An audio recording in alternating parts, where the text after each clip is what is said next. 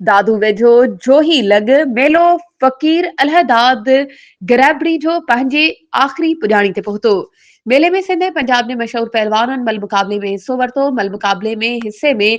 दादू जे बर्क ज़मींदार मरहूम सरदार नबन खान लुंड जे पगदार फर्ज़न सरदार सरफराज नबी लुंड ऐं रईस हबीबुल्लाह लुंड, रईस यासीन लिगारी, इरफान अली लुंड,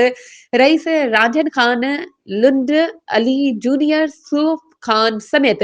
पहिरीं जोड़ खां वठी टी जोड़ वारे मल पहलवाननि में हज़ारे रुपया इनाम ॾेई पहलवाननि जी हौसला अफ़ज़ाई कई वई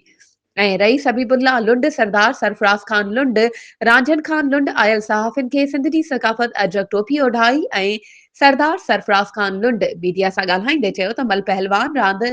असांजे सिंध अंदरि हिकु दिलचस्प रांदि आहे।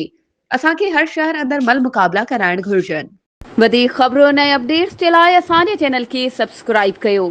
ऐं हा बेल आइकन खे प्रेस करणु न विसारिजो त जीअं असांजी हर नई अचण वारी वीडियो तव्हां ताईं पहुची